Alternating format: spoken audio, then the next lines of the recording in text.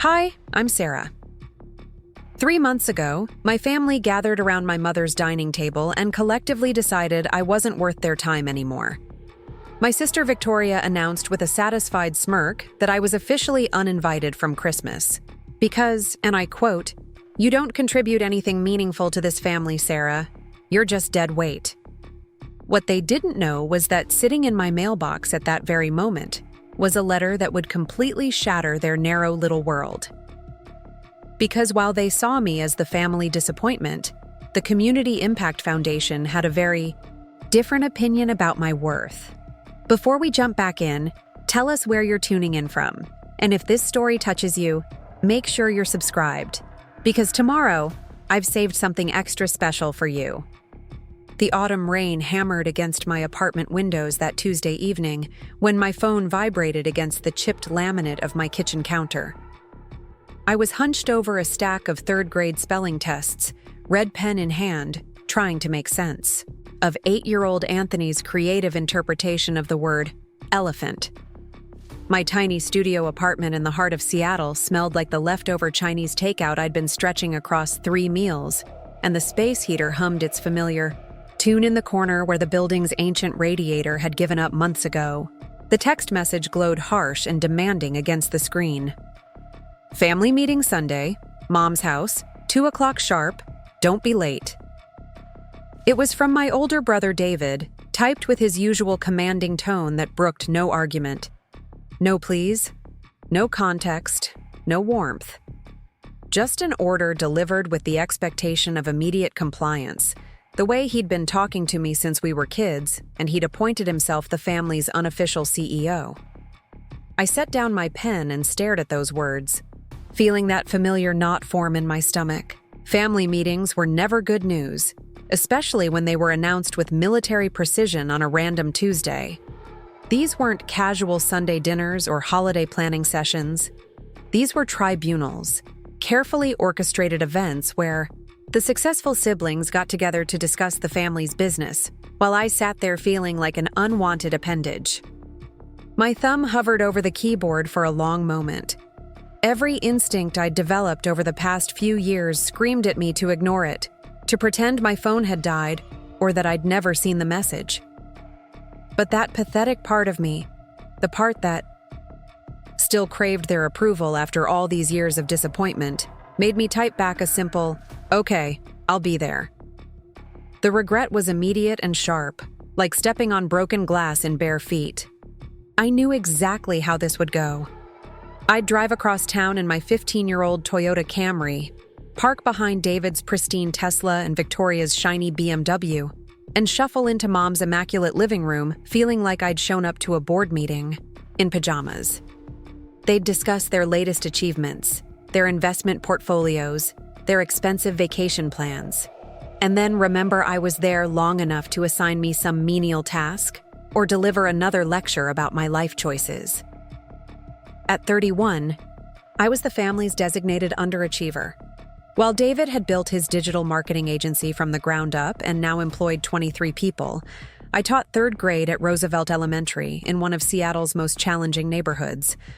While Victoria had climbed the corporate ladder to become a senior partner at her law firm, earning more in a month than I made in a year, I spent my evenings tutoring struggling readers for free and my weekends volunteering at the community center. While our youngest sister Monica had landed a coveted position at Microsoft right out of college, I was still living paycheck to paycheck, buying school supplies with my own money because the district's budget had been slashed again.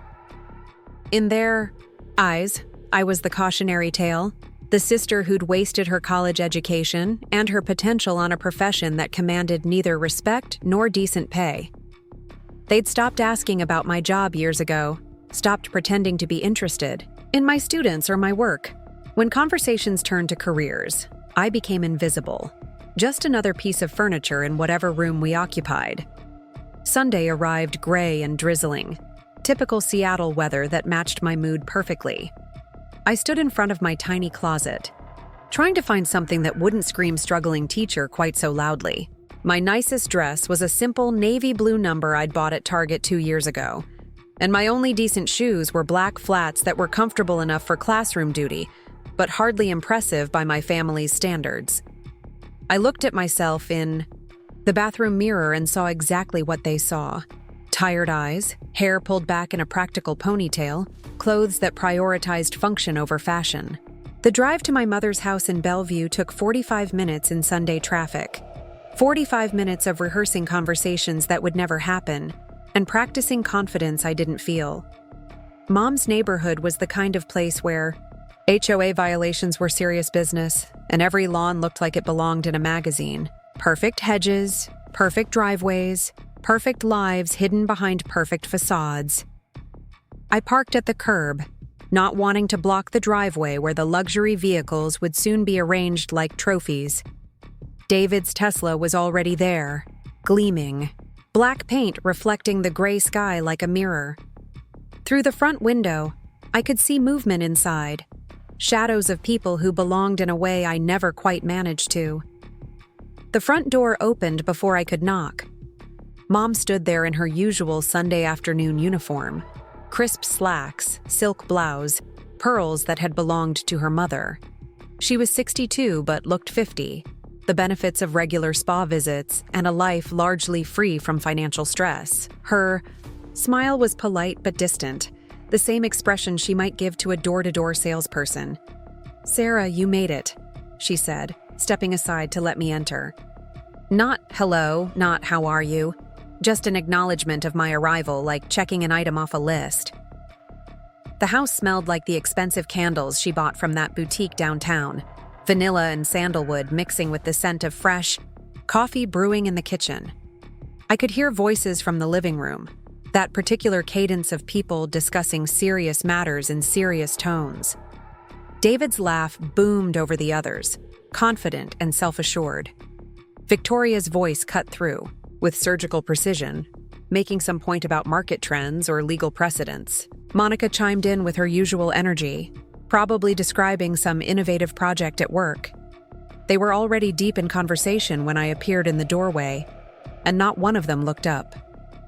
David was leaning back in Dad's old armchair, looking every inch the successful entrepreneur in his perfectly tailored casual wear.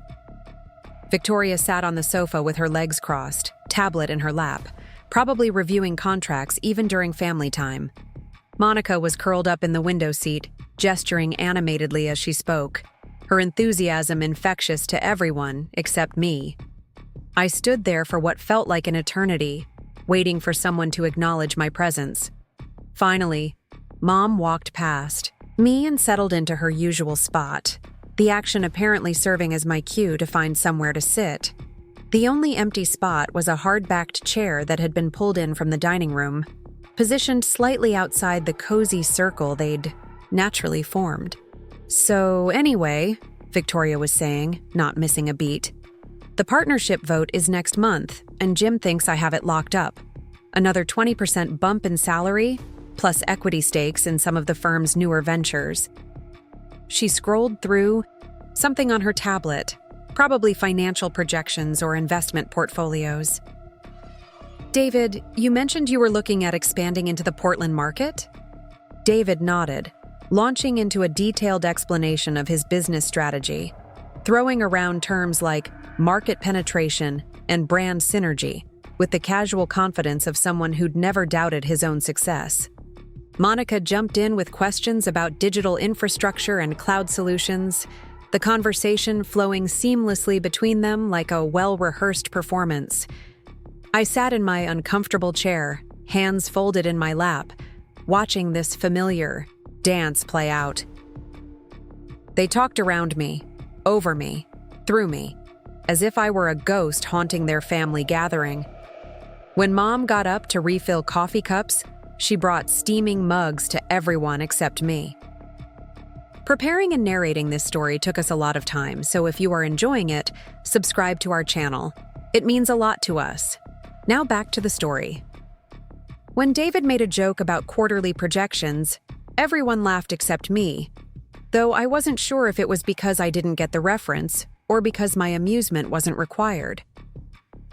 20 minutes into their discussion of investment strategies and market opportunities, Victoria finally remembered I existed. She looked over at me with that expression I knew so well, the one that managed to be both pitying and annoyed at the same time. "Sarah," she said, her voice taking on the tone of someone addressing a particularly slow child. "Maybe you could help Mom in the kitchen? I'm sure there are dishes or something that need attention." She turned back to David before I could respond, dismissing me as easily as swatting away a fly. The suggestion landed like a slap.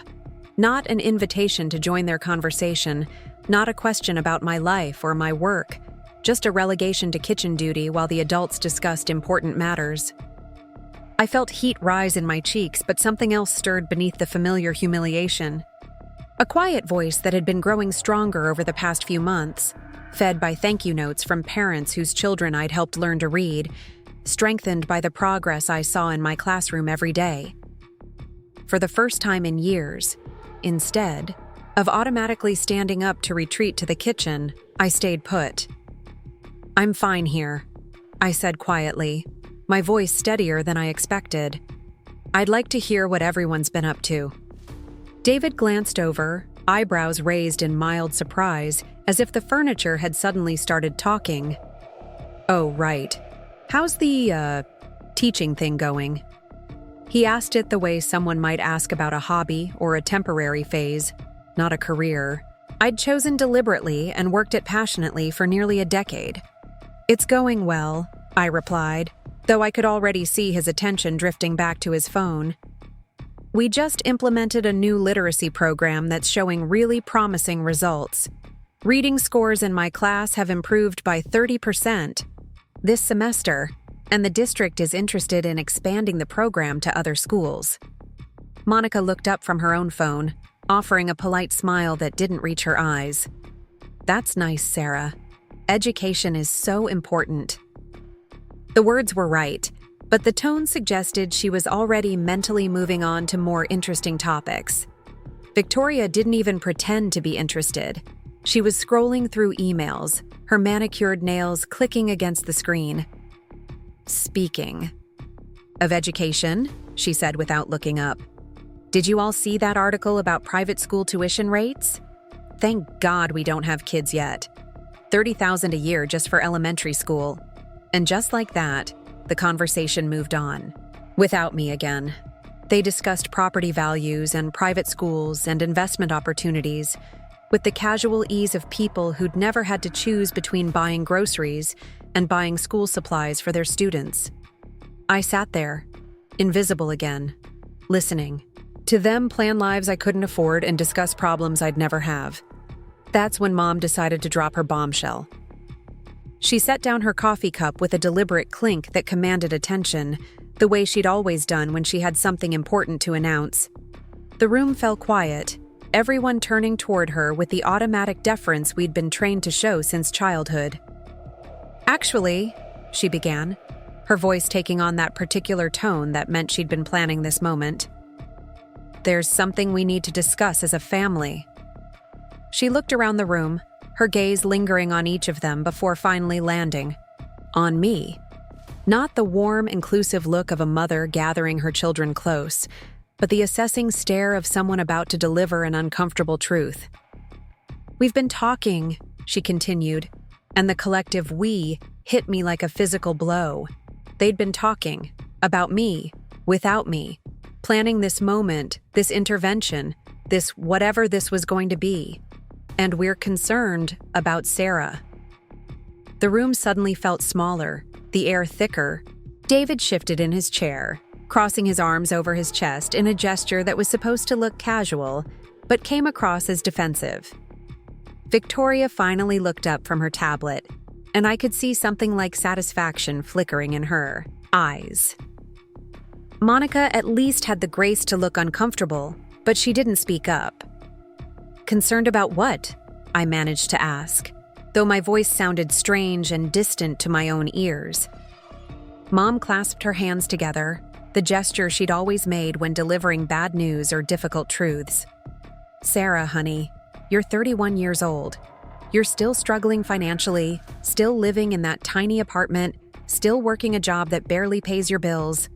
We love you, But we can't keep pretending that everything is fine when it clearly isn't. The words hung in the air like smoke, acrid and suffocating. I felt my face flush hot, then cold, then hot again. Around the room, my siblings nodded with varying degrees of sympathy and impatience, a jury that had already reached its verdict. Victoria leaned forward, apparently deciding it was time to twist the knife. The truth is, Sarah, you're not contributing anything meaningful to this family. We're all building careers, investing in our futures, creating something lasting, and you're... She gestured vaguely in my direction, as if my entire existence could be summarized with a wave of her hand. You're just treading water. David nodded sagely, as if Victoria had just delivered profound wisdom. We've all helped you over the years, he added, his voice taking on the patient tone of someone explaining something obvious to someone slow. Remember when we lent you money for your car repairs? Or when Mom helped with your rent that one month? We keep investing in you, but we're not seeing any return. Return on investment. That's what I was to them. A failed business venture. A stock that had never performed. A bad bet they were finally ready to cut their losses on. Monica finally spoke up, her voice softer than the others, but no less cutting. Maybe it's time to consider other options, Sarah. Teaching is noble and all, but it's obviously not working out for you financially. You could go back to school, get an MBA, find something more lucrative. We could probably help with connections. More lucrative. As if the measure of a life well lived could be found in a bank statement. As if the impact I had on my students, the reading programs I'd developed, the families I'd helped, the community work I did every weekend meant nothing because it didn't come with a six-figure salary. I opened my mouth to defend myself, to explain about the literacy initiative that was transforming how kids in our district learned to read, about the tutoring program that had helped dozens of struggling students catch up to their grade level, about the grant proposal I'd submitted to expand our community outreach. But before I could speak, Mom held up her hand. "We've made a decision," she said, and those 5 words landed with the finality of a gavel. "This Christmas, we think it would be best if you didn't join us. Maybe some time alone will help you reflect on your priorities and motivate you to make some real changes." The silence that followed was deafening. I could hear the grandfather clock in the hallway ticking, marking seconds that felt like hours. I could hear the rain against the windows, the distant hum of traffic, the sound of my own heartbeat thundering in my ears. Victoria was watching me with barely concealed satisfaction, waiting for tears or protests or desperate pleas for forgiveness. David had already pulled out his phone again, apparently considering the matter settled. Monica was staring at her hands, uncomfortable but not uncomfortable enough to speak up for me. But something unexpected happened in that moment of crushing rejection. Instead of the familiar spiral of shame and self-doubt, I felt something else, rising up from a place deep inside me. A quiet strength I'd been building without realizing it, fortified by every child I'd helped learn to read, every family I'd supported through the community center, every small victory I'd celebrated in my classroom. I stood up slowly, gathering my purse and coat with movements that felt deliberate and calm. "You're right about one thing," I said, my voice steady and clear. "I haven't been contributing much to this family lately. I've been too busy contributing to my community, to my students, to causes that actually matter." Victoria's eyebrows shot up, clearly not expecting pushback. "Sarah, don't be dramatic. We're trying to help you." "No," I replied, walking toward the door. "You're trying to make yourselves feel better about cutting me out. But you know what? You're doing me a favor. I'd rather spend Christmas somewhere I'm actually valued." I was almost to the front door when I remembered the letter. The letter that had arrived just 3 days ago, sitting unopened on my kitchen counter because I'd been too nervous to read it. The response to the grant application I'd submitted 6 months ago, the one I'd poured my heart into, documenting years of work with struggling readers and outlining my vision for expanding literacy support in underserved communities. I turned, back to face them, pulling out my phone. Actually, before I go, there's something you should probably know. I scrolled through my photos until I found the one I'd taken of the letter, insurance against my own disbelief. I got some news this week that I was planning to share with you all. The Community Impact Foundation reviewed my grant application for the Literacy Expansion Program. You know, the program you think is just me playing teacher? I held up my phone so they could see the official letterhead. They awarded me $75,000 to implement the program district-wide, and they offered me the position of Director of Community Education Initiatives. The salary is 6 figures. The change in the room was immediate and electric. David's phone clattered to the coffee table. Victoria's mouth fell open in a way that was distinctly unflattering. Monica sat up straighter, finally looking at me with something approaching respect. Mom blinked rapidly, as if trying to process information that didn't fit her carefully constructed narrative. But I wasn't finished. The months of dismissal and condescension had built up like pressure in a kettle, and now the steam was finally escaping. Oh, and there's more. The Seattle Times wants to do a feature story about innovative education programs. Guess whose literacy initiative they want to highlight? And the mayor's office called yesterday. They want me to consult on their new childhood development task force. I put my phone back in my purse and looked around the room at their stunned faces. So when you said I don't contribute anything meaningful, I guess that depends on how you define meaningful. If you mean making a difference in kids' lives, helping families, building programs that actually change communities, then you're absolutely wrong. But if you mean contributing to your narrow definition of success based solely on personal wealth and status, then you're right. I've been too busy doing work that actually matters. Victoria found her voice first, sputtering something about why I hadn't mentioned any of this before, but I was already done with explanations. I'd spent too many years trying to justify my choices to people who were never going to understand them. I hope you have a wonderful Christmas, I said, opening the front door. I'll be spending mine coordinating the holiday dinner at the community center. We're expecting about 200 families this year. Turns out there are plenty of people who think I contribute quite a lot. The door closed behind me with a soft click, and I walked to my car through the drizzling rain, feeling lighter than I had in years. For the first time in my adult life, I hadn't apologized for who I was or what I'd chosen. I hadn't tried to make myself smaller to fit into their vision of who I should be. As I drove back toward the city, I thought about the Christmas dinner we were planning at the community center. Families who were struggling but grateful, kids who would light up over donated toys and warm meals, volunteers who gave their time because they believed in making a difference. That was my real family, the community I'd chosen, and that had chosen me back.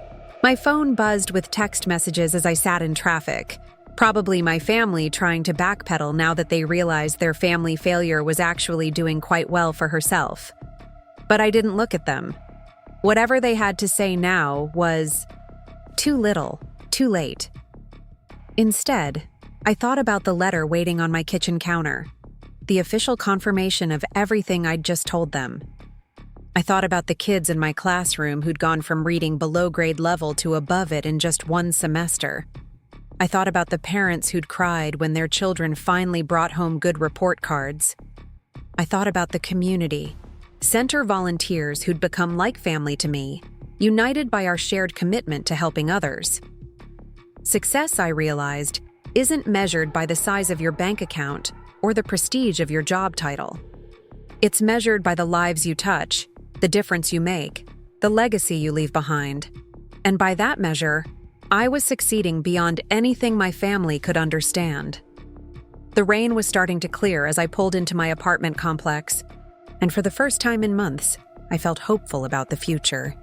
Not because I'd finally proven myself to them, but because I'd finally stopped needing to. The silence stretched on for what felt like eternity after I delivered my revelation about the Community Impact Foundation. I could practically hear the wheels turning in their heads, trying to reconcile the image they'd held of me as the family disappointment with this new information that didn't fit their carefully constructed narrative. The grandfather clock continued its steady ticking, marking time in a room where everything had suddenly shifted off its axis.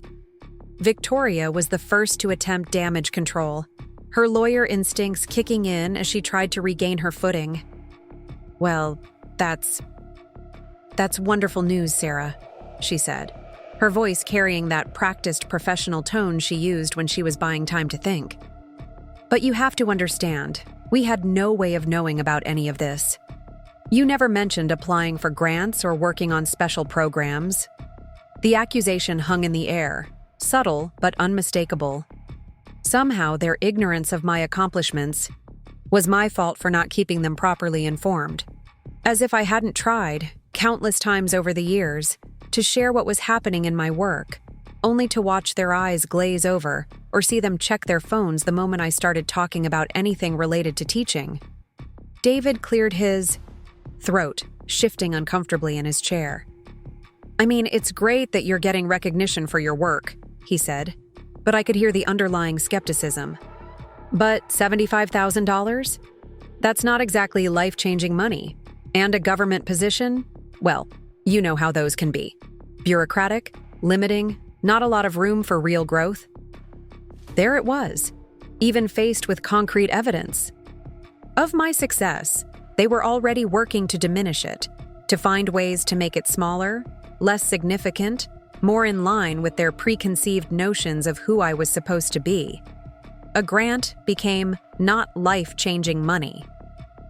A directorship became a limiting government job.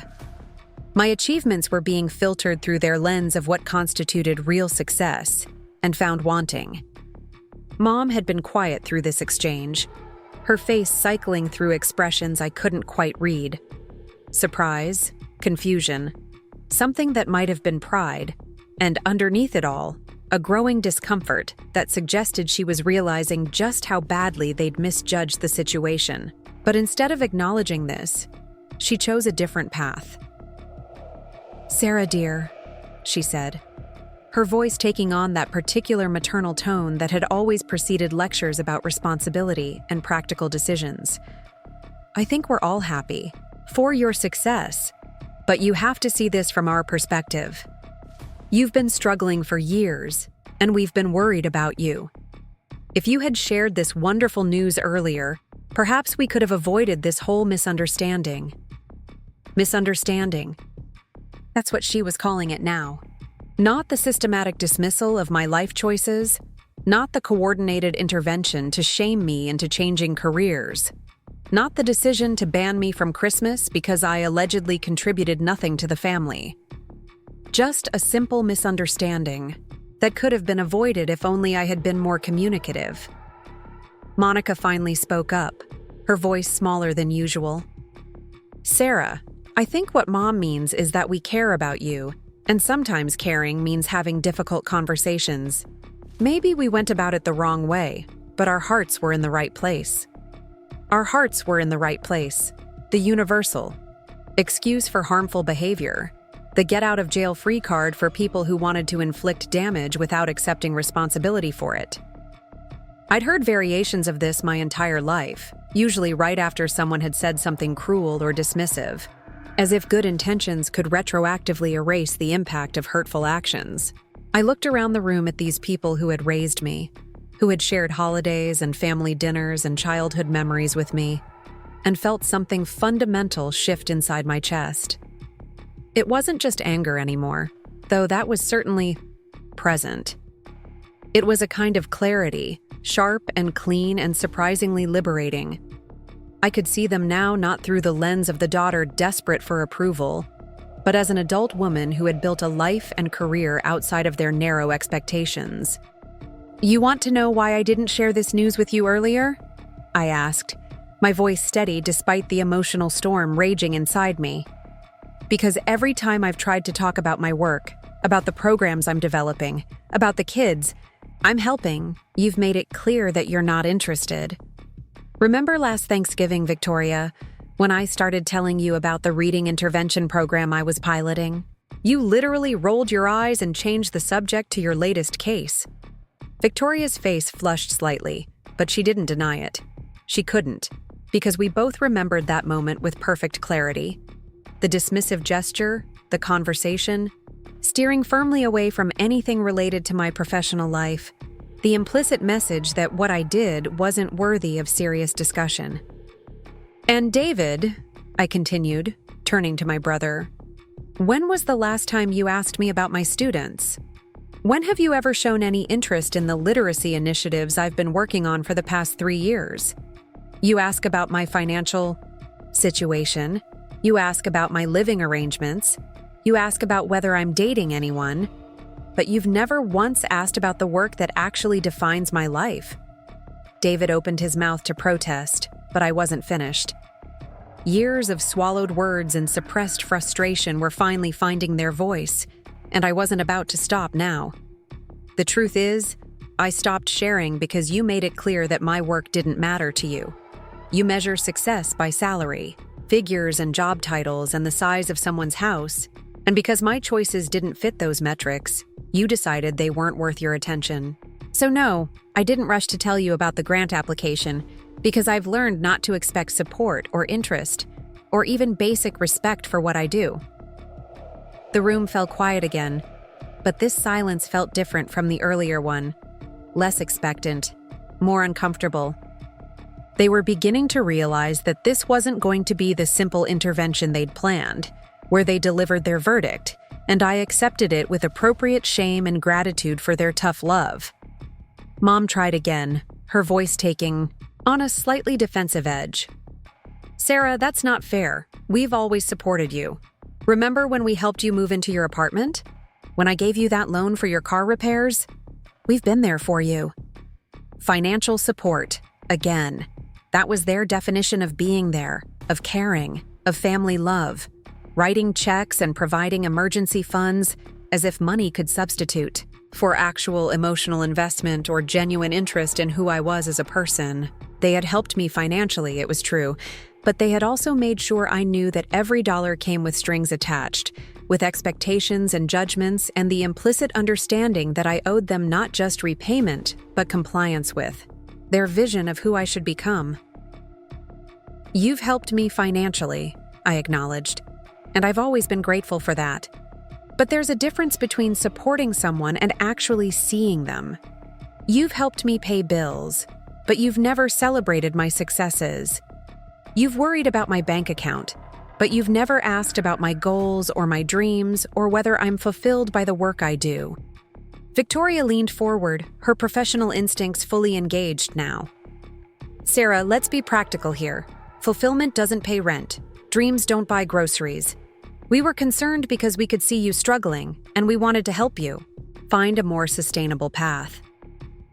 More sustainable. Code for more lucrative, more prestigious, more in line with their definition of a respectable career.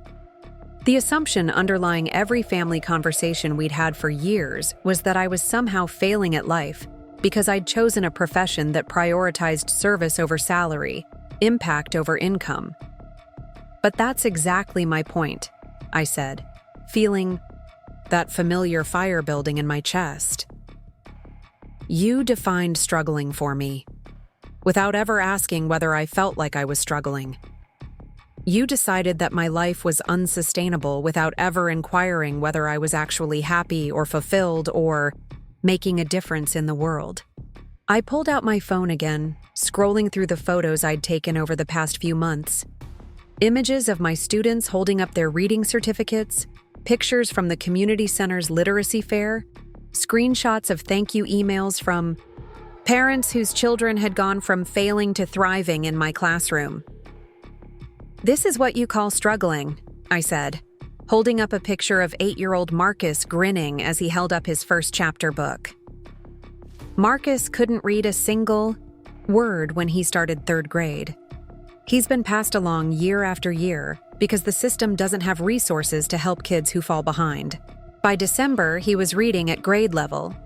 By March, he was reading above grade level. His mom cried when she saw his report card. I swiped to the next image, a group photo from our Saturday tutoring program.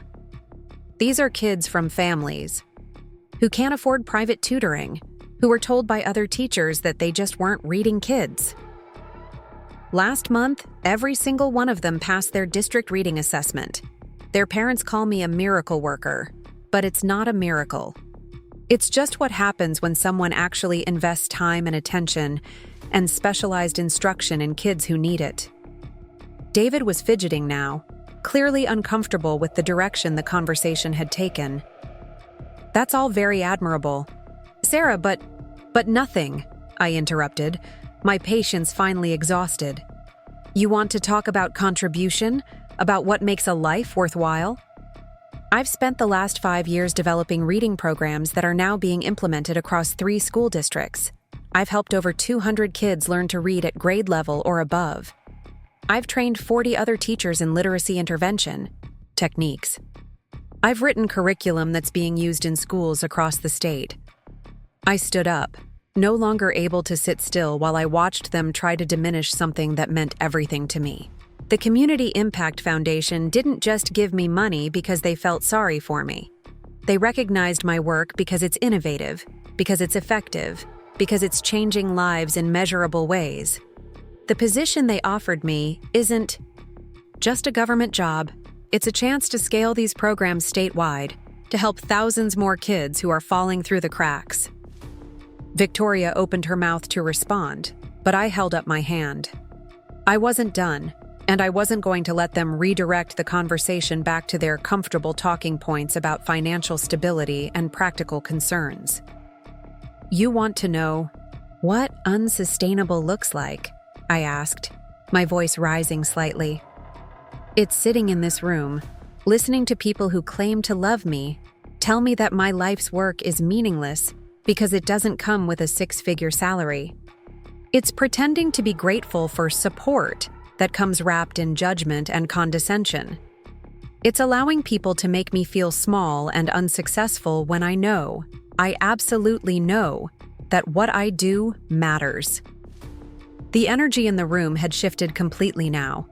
Where before they had held all the power, confident in their roles as the successful siblings delivering necessary truths to the family failure, now they seemed uncertain, off balance, struggling to maintain their narrative in the face of information. That didn't fit their preconceptions. Mom made one more attempt to regain control of the situation. Sarah, nobody is saying your work doesn't matter. We're just concerned about your future, about your security. Teaching is a noble profession, but you have to think about retirement, about building wealth, about living up to your expectations, I finished for her, about conforming to your definition of success, even if it means abandoning work that I love and that makes a real difference in the world. I walked over to the window, looking out at the perfectly manicured neighborhood where every house looked like a magazine cover and every life looked successful from the outside. You know what's funny? I said, not turning around. I used to come to these family gatherings and feel like such a failure, listening to you all talk about your achievements, your salaries, your investment portfolios, and thinking that I must be doing something wrong because I couldn't afford the things you could afford. Behind me, I could hear them shifting uncomfortably in their seats, probably exchanging glances and wondering where this was leading. But over the past year, something changed, I continued, finally turning back to face them. I started getting recognition for my work from people who actually understand education, who know what it takes to help struggling learners succeed. I started realizing that the problem wasn't with my choices or my career or my life. The problem was with trying to measure my worth using metrics that don't apply to what I do.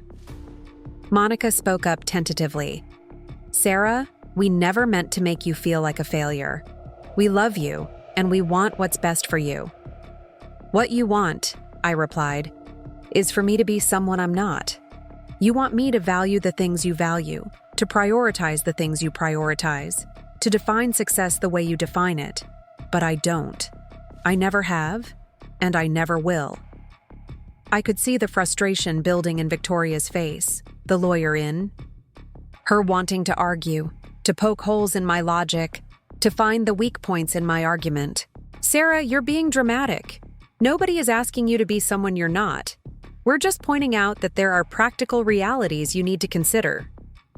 Practical realities, I repeated, tasting the phrase. Like the practical reality that I've been invited to present my literacy research at the National Education Association conference next month. Like the practical reality that 3 other school districts have reached out asking me to consult on their reading programs. Like the practical reality that the work I've been doing has been so successful that it's attracting attention from education policymakers at the state level. David looked up from his phone, where he'd been presumably checking emails or stock, prices, or anything else that seemed more important than this conversation. Look, Sarah, we get it. You're doing good work. But let's be honest here. Even with this grant money and this new position, you're still not going to be making the kind of money that provides real security. You're still going to be living paycheck to paycheck, just with a slightly bigger paycheck. And there it was. The bottom line. The core belief that had shaped every interaction we'd had for years. Money was the measure of worth. Salary was the indicator of success, and anything that didn't provide real security was ultimately a waste of time and talent. You're right, I said, surprising them with my agreement. I'm probably never going to make the kind of money you make. I'm probably never going to have the kind of house you have, or drive the kind of cars you drive, or take the kind of vacations you take. And you know what? I'm okay with that. I could see the confusion on their faces. This wasn't how the script was supposed to go. I was supposed to be defensive about my financial situation, ashamed of my modest lifestyle, eager to justify my choices or explain how I plan to achieve their version of success. I'm okay with it, I continued, because I wake up every morning knowing that what I do matters. I go to work in a place where I'm valued and respected, and where my contributions are recognized and celebrated. I come home at the end of the day knowing that I've made a difference in kids' lives, that I've helped families, that I've contributed something meaningful to my community. I looked around the room at their faces, seeing varying degrees of discomfort, confusion, and what might have been the beginning of understanding. Can you say the same? When you wake up in your beautiful houses and drive your expensive cars to your high-paying jobs, do you feel like you're making the world a better place? Do you feel like your work matters beyond the size of your paycheck? The question hung in the air, unanswered and perhaps unanswerable.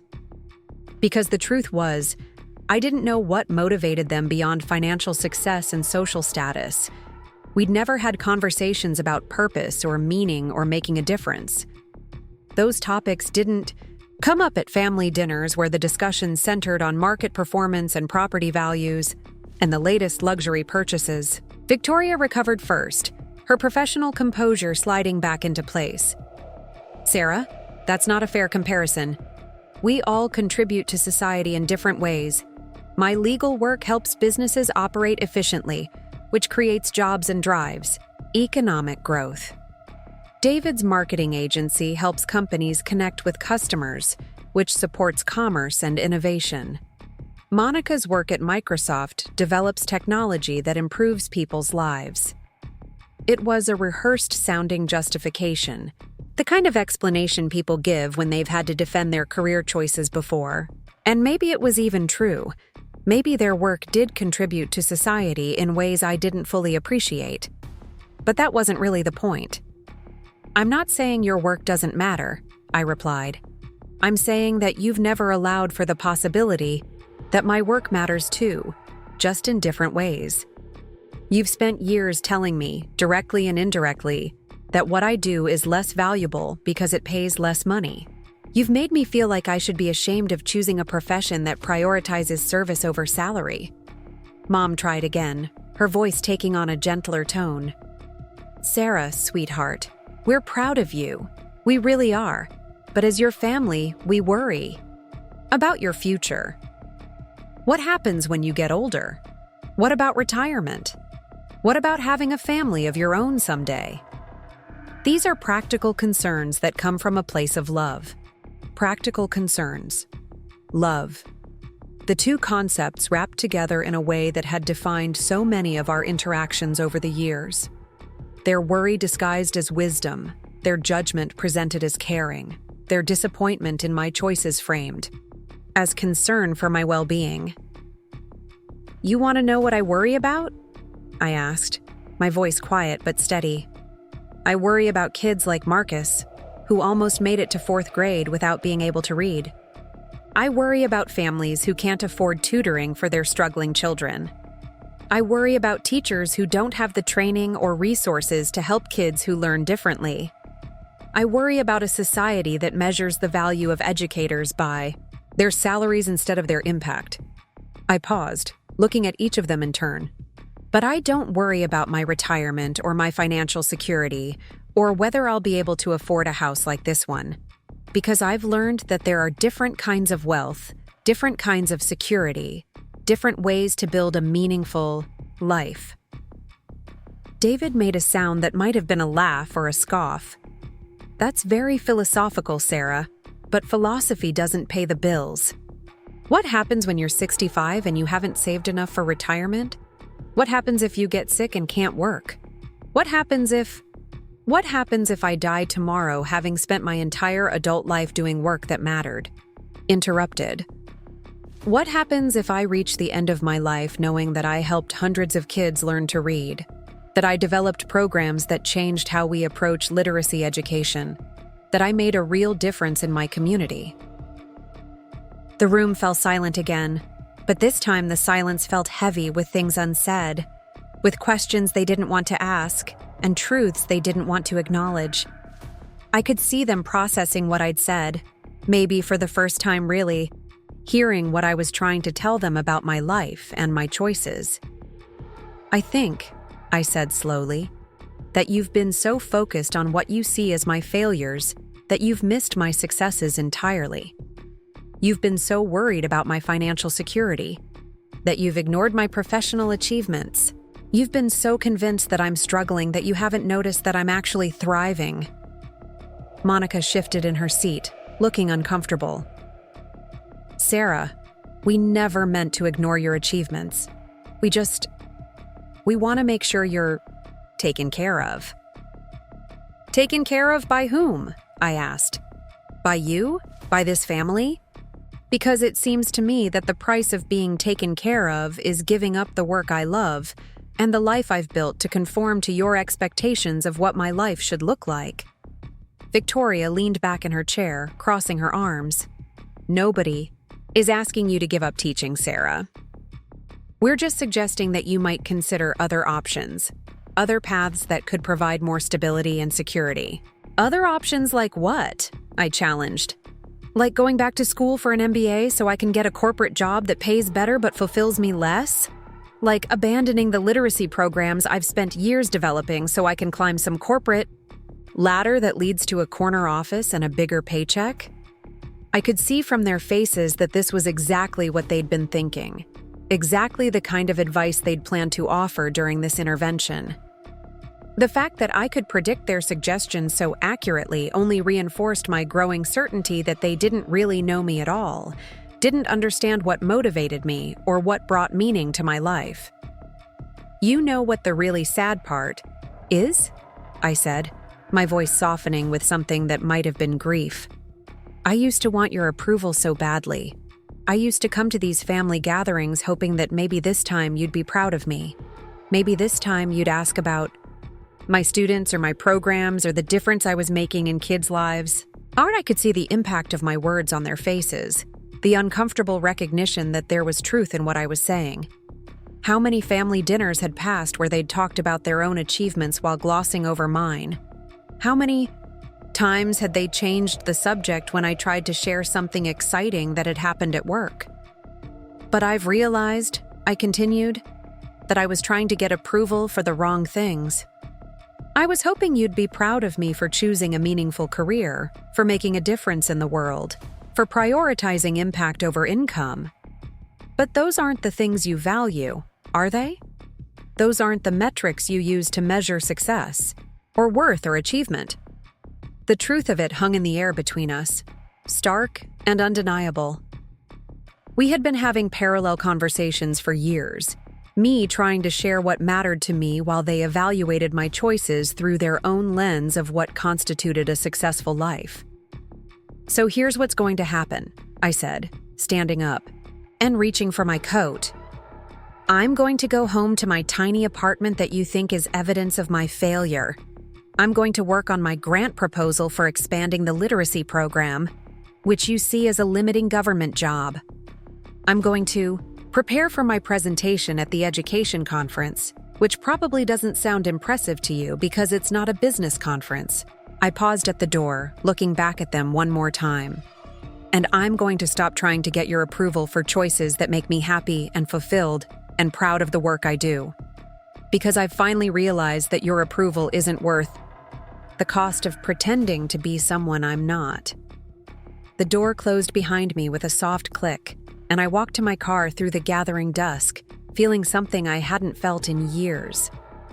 Not triumph exactly, and not anger, but a deep sense of clarity about who I was and what mattered to me. For the first time in my adult life, I had stopped trying to justify my choices to people who would never understand them. The weeks following.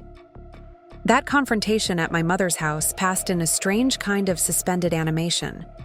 I threw myself into my work with renewed energy, finding solace in the familiar rhythm of lesson planning and grading papers.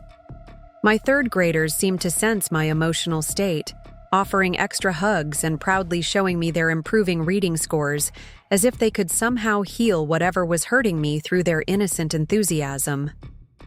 The grant money from the community Impact Foundation had been deposited into my account, a sum that felt surreal after years of careful budgeting and choosing between necessities. For the first time in my adult life, I could pay my bills without anxiety, could buy groceries without calculating every item's cost, could even consider small luxuries that had been impossibly out of reach just months before. But the money felt secondary to something much more important that had happened in that room with my family. I had finally stopped apologizing for who I was. My phone buzzed regularly with messages from various family members, each attempting their own version of damage control. Victoria sent carefully worded texts that managed to sound both conciliatory and condescending, suggesting we talk through our misunderstanding, as if my years of feeling diminished and dismissed could be resolved with a simple conversation. David left voicemails that started with awkward apologies and quickly devolved into lectures about the importance of family unity and moving past disagreements. Monica's messages were shorter, more genuinely apologetic, but still carried the underlying assumption that I was being oversensitive about what they considered minor slights. I read each message, felt the familiar pull of wanting to smooth things over and restore the peace, and then deleted them without responding. The silence felt powerful in a way I had never experienced before. For 31 years, I had been the family peacekeeper, the one who absorbed criticism and swallowed hurt feelings to maintain harmony. Now, for the first time, I was letting them sit with the consequences of their actions without rushing to make it easier for them. The real test came when November arrived, and with it, the subtle pressure that always preceded major family holidays. Thanksgiving had always been my mother's domain, an elaborate production that required weeks of planning and coordination. In previous years, I would have received detailed instructions about what to bring, when to arrive, and what tasks I would be expected to handle. This year, the silence was deafening. I found myself checking my phone more frequently than I cared. To admit, part of me still expecting the inevitable call or text that would restore the familiar pattern of family obligation. When it didn't come, I felt a complex mixture of relief and something that might have been grief for the traditions I was losing, even if those traditions had often left me feeling more isolated than included. It was my colleague Jennifer who finally forced me to confront what I was really feeling. We were sitting in the faculty lounge during lunch, grading spelling tests and sharing the cafeteria's questionable attempt at pizza, when she noticed my distracted state. "You've been different lately. she said, setting down her red pen and studying my face with the kind of attention that comes from years of reading children's unspoken emotions. Not bad different, exactly. More like, settled? But also sad. What's going on? Jennifer had been teaching at Roosevelt Elementary for 15 years, long enough to have seen every variation of family drama play out among the staff. She was one of those naturally empathetic people who could coax confessions from the most reserved kindergartner, and I found myself telling her everything. The family meeting, the intervention, the grant, the horrible realization that the people, who should have been my biggest supporters, were actually the ones making me feel smallest. "God, Sarah," she said when I finished, shaking her head in amazement. "I had no idea. I mean, I knew your family wasn't super supportive of your teaching, but I didn't realize it was that bad." That bad. The phrase stuck with me because until I had said it all out loud, I hadn't fully realized how bad it had been.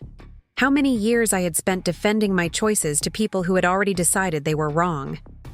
How much energy I had wasted trying to translate my professional achievements into terms they might value, only to watch them dismiss or minimize everything I had worked for.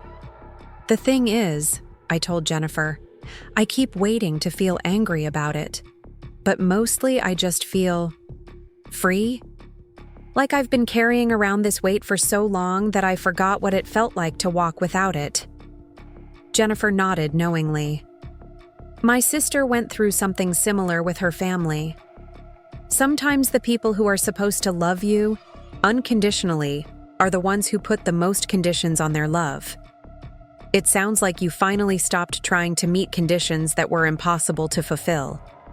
That evening, I sat in my small apartment with Duke, my rescue dog whose unconditional enthusiasm for life had been one of my few sources of consistent joy during the darker periods of family tension. I had adopted him 2 years earlier from the animal shelter where I sometimes volunteered, a golden retriever mix whose previous owners had surrendered him because they were moving and couldn't take him along. His resilience in the face of abandonment had taught me something about adapting to new circumstances, about finding happiness even when the people you trusted let you down. As I scratched behind his ears and listened to his contented sighs, I thought about Thanksgiving approaching and felt something unexpected. Not the familiar dread of family gatherings where I never quite belonged, but curiosity about what the holiday might look like if I created my own traditions instead of trying to fit into someone else's vision of how it should be celebrated. That's when I remembered the conversation I'd had with Maria Santos, the director of the community center where I had been volunteering. She had mentioned that they were organizing a Thanksgiving dinner for families who didn't have anywhere else to go, people who were new to the city or estranged from their own relatives, or simply struggling with circumstances that made traditional holiday gatherings impossible. "We always need extra volunteers," Maria had said, "especially people who can help with the kids. Holidays can be tough for children who don't have stable housing or whose families are dealing with difficult situations." At the time, I had made some non-committal response about checking my schedule, assuming I would be tied up with family obligations. Now, the idea of spending Thanksgiving helping other people navigate their own complicated relationships with the holiday felt like exactly what I needed. I called Maria the next morning, and her enthusiasm was immediate and infectious. "Sarah, that's wonderful. We're expecting about 150 people this year, and we have activities planned for the kids while the adults eat. Could you help coordinate the children's program?" The next 2 weeks passed in a blur of planning and preparation. I developed age-appropriate activities that would keep children occupied, while also giving them a chance to talk about what they were grateful for, even in difficult circumstances. I reached out to my teacher network and collected donations of books and art supplies, small gifts that could make the day feel special for kids who might not have much to celebrate. The night before Thanksgiving, I found myself in my kitchen, preparing materials for the next day's activities, feeling more energized and purposeful than I had during any previous holiday season. There was something deeply satisfying about channeling my energy into something that would make a real difference in people's lives, rather than enduring another family dinner where I felt like an unwelcome guest at my own relative's table. My phone rang around 9 o'clock, and I was surprised to see my mother's name on the screen. We hadn't spoken since that day at her house, and I had assumed she was waiting for me to make the first move toward reconciliation, as I always had in the past. "Sarah," she said when I answered, her voice tentative in a way that was unusual for her. "I wanted to call and see what your plans are for tomorrow." The question hung between us, loaded with all the things we hadn't said to each other over the past month. I could have made it easy for her, could have pretended that nothing, had changed and accepted whatever olive branch she was extending. Instead, I found myself being honest. "I'm volunteering at the community center," I said. "They're hosting Thanksgiving dinner for families who don't have anywhere else to go. I'm coordinating the children's activities." There was a long pause, and I could practically hear her processing this information, trying to decide how to respond. "That's very nice, dear, but I meant your plans for dinner, with the family." The assumption in her voice was clear. Whatever had happened between us, whatever harsh words had been exchanged, family obligations would ultimately supersede personal feelings. Thanksgiving was about duty and tradition, not about whether the gathering would actually be enjoyable or meaningful for everyone involved. "Mom," I said gently, "I wasn't invited to Thanksgiving dinner, remember? You all decided that I needed to spend some time reflecting on my priorities." Another pause, this one even longer. "Sarah, you know that was said in the heat of the moment. Of course you're welcome for Thanksgiving. Your family. Your family." The phrase that was supposed to solve everything, supposed to erase weeks of hurt and disappointment, and make me grateful for the privilege of sitting at a table where my life choices would be quietly judged and my achievements politely ignored. "I appreciate that," I said. And I genuinely did appreciate the gesture, even if it came too late and without any real acknowledgement of what had led to this point. But I've already committed to the community center, and I'm looking forward to it. I think this is where I need to be tomorrow. I could hear the frustration creeping into her voice. "Sarah, you're being ridiculous. Missing family Thanksgiving to volunteer at some shelter? What will people think?" What will people think? There it was, the real concern underlying all of our family dynamics. Not whether I was happy or fulfilled or making a positive impact, but how my choices reflected on them, how my decisions might be perceived by neighbors and friends and extended family members whose opinions had always carried more weight than my own feelings. "I think," I said, surprised by the steadiness in my own voice, "that people who know me will understand that I'm spending the holiday doing something meaningful. And people who don't know me well enough to understand that probably aren't people whose opinions I need to worry about." The conversation ended awkwardly, with my mother making one more half-hearted attempt to convince me to change my mind, and me politely but firmly declining. After I hung up, I sat in my quiet apartment, feeling that familiar mixture of sadness and relief that had become the emotional soundtrack of my relationship with my family. Thanksgiving morning dawned gray and drizzly, typical Seattle weather that matched my contemplative mood. I arrived at the community center early, arms full of art supplies and children's books, ready to help transform the multi-purpose room into a welcoming space for families who needed somewhere to belong, even if just for one day. Maria greeted me with a hug that felt warmer and more genuine than any family embrace I had received in recent memory. "Sarah, I can't tell you how much this means to us. Having someone with your background working with the kids is going to make such a difference."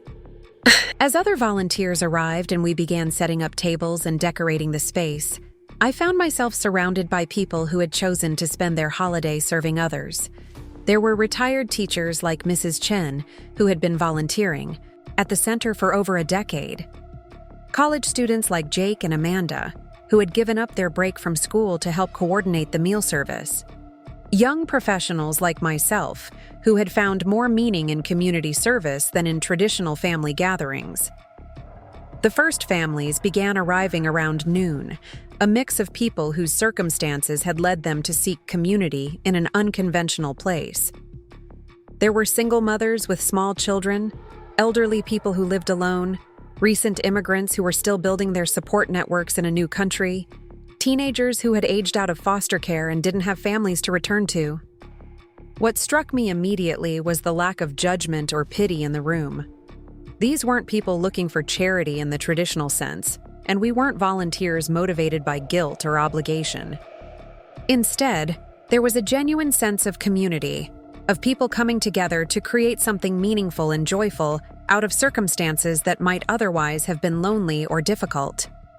I spent the afternoon moving between different activities, helping a 6-year-old named Carmen color a turkey picture, while she told me about her grandmother in El Salvador, listening to 10-year-old Marcus read aloud from a book about football, while his mother worked a second job and couldn't be there, facilitating a gratitude circle where teenagers shared surprisingly profound thoughts about resilience and hope.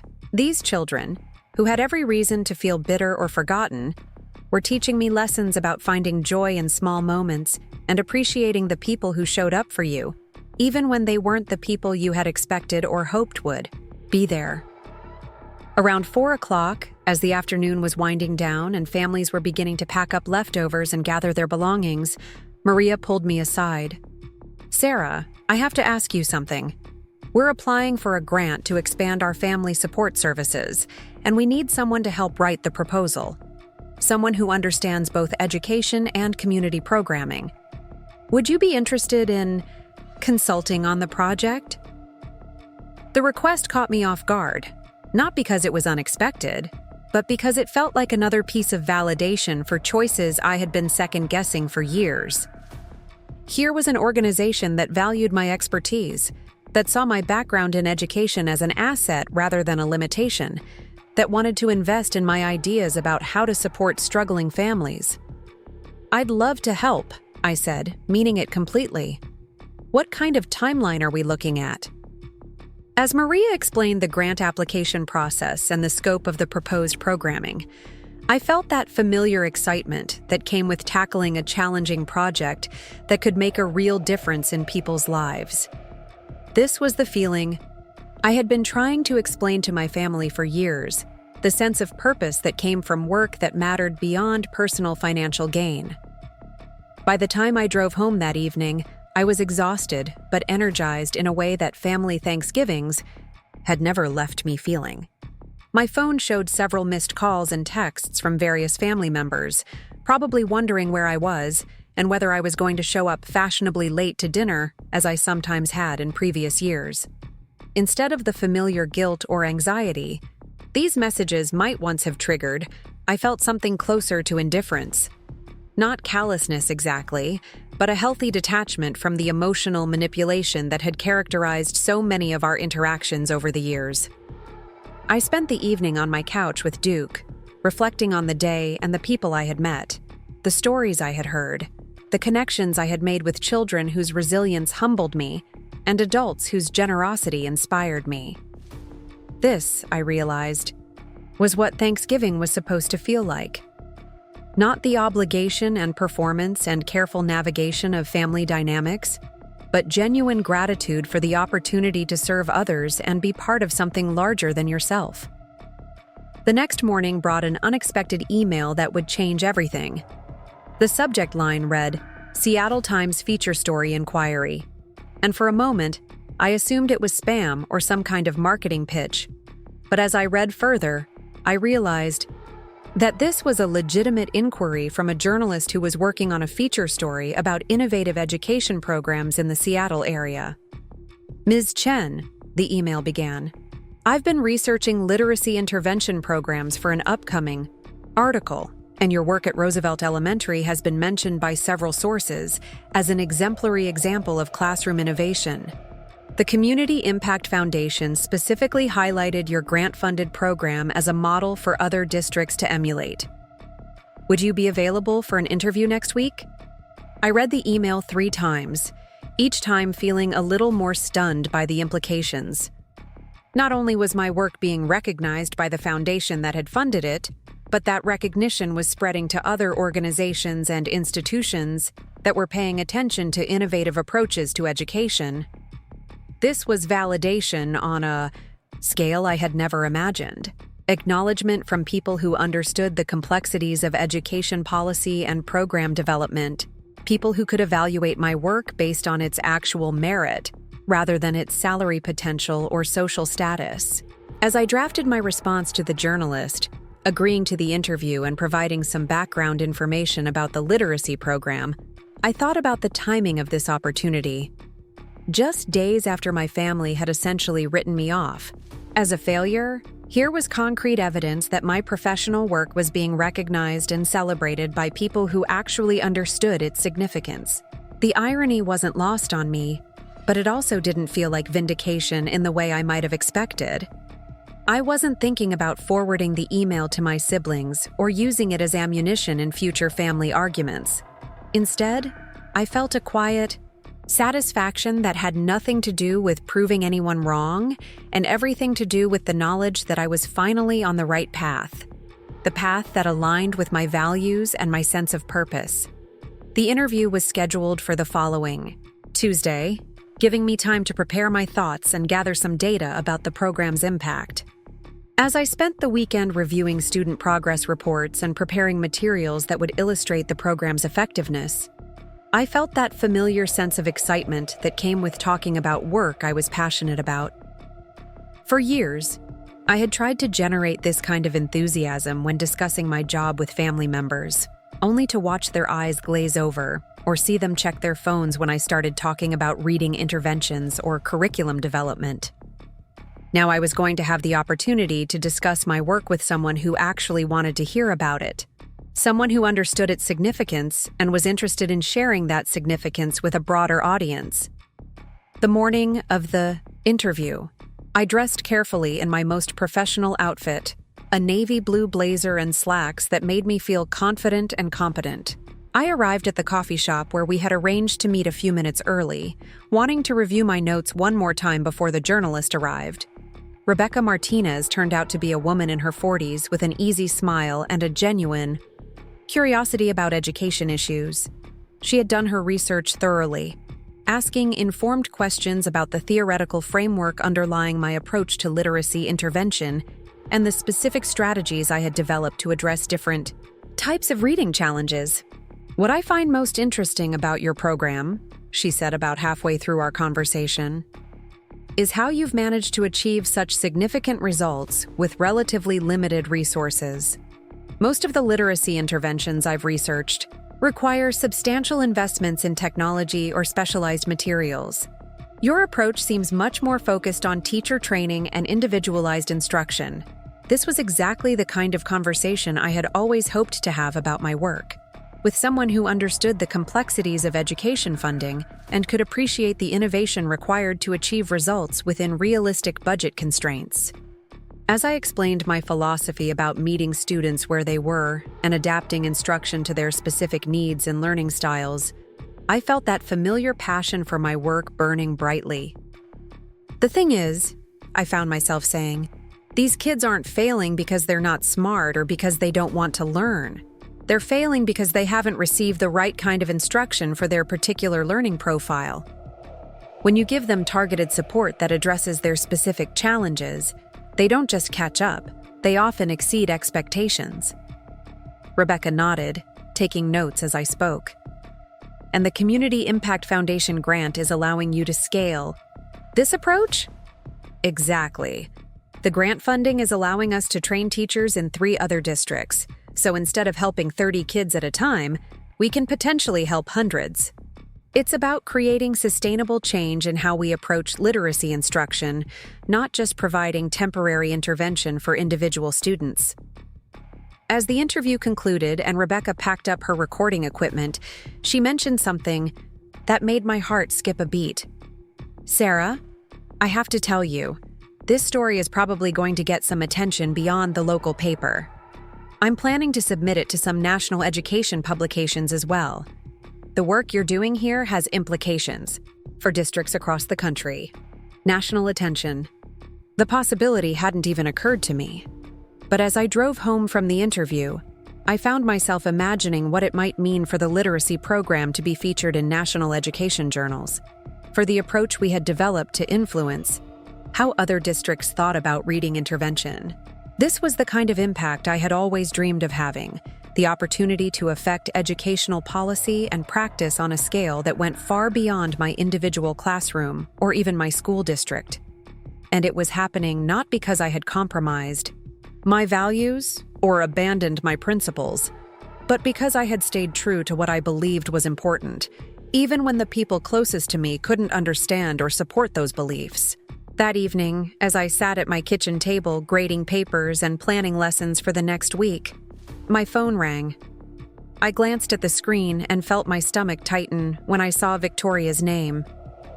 We hadn't spoken since that confrontation at Mom's house, and I couldn't imagine what had prompted her to call now. "Sarah," she said when I answered, her voice carrying a tone I couldn't quite identify. "I just got off the phone with Mom. She said you missed Thanksgiving dinner to volunteer. At some community center?" The question felt like an accusation, though I couldn't tell whether she was upset that I had skipped the family gathering or that I had chosen to spend the holiday serving others instead of wallowing in whatever punishment they had planned for me. "That's right," I said simply, not offering any justification or explanation. I had learned that defending my choices to people who had already decided they disagreed with them was a waste of energy. "Sarah, this is getting ridiculous. You can't just cut yourself off from the family because we had one difficult conversation. We're worried about you." Worried about me? The same phrase they had used to justify their intervention, their criticism, their decision to essentially disown me for not living up to their expectations. Now it was being deployed again, this time to guilt me into resuming my role as the family member who absorbed criticism and maintained harmony at the expense of her own well-being. "Victoria," I said, my voice calm but firm, "I haven't cut myself off from anything. I'm building a life that makes sense for me, with people who value what I have to offer. If that feels like rejection to you, maybe you should think about why." The silence that followed felt charged with all the things we weren't saying to each other, all the years of accumulated resentment and misunderstanding that had led us to this point. When she spoke again, her voice had shifted to the professional tone she used when she was preparing to make a closing argument. "Look, Sarah, I think we got off on the wrong foot before. Maybe we were too direct about our concerns. Maybe we could have approached things differently. But the bottom line is that we're family, and family doesn't give up on each other over disagreements. Family doesn't give up." The phrase was meant to invoke loyalty and obligation, to remind me of bonds that were supposed to transcend individual hurt feelings or personal conflicts. But as I sat there listening to her attempt to reel me back into familiar patterns of dysfunction, I realized that the statement revealed more about her perspective than she probably intended. Because the truth was, I hadn't given up on them. I had simply stopped accepting the terms they had set for our relationship, terms that required me to diminish myself and my achievements to make them comfortable with their own definitions of success and worth. "Victoria," I said quietly, "I didn't give up on this family. I just stopped pretending that criticism and condescension were the same thing as love and support." The silence on the other end of the phone stretched on for so long that I wondered if Victoria had hung up. When she finally spoke, her voice had taken on that icy professional tone she used in court when a witness wasn't cooperating. "Sarah, you're being deliberately obtuse. Nobody said anything about criticism or condescension. We expressed legitimate concerns about your future, and you're twisting that into some kind of personal attack." The gaslighting was so seamless, so practiced, that for a moment I almost doubted my own memory of what had happened in that living room almost.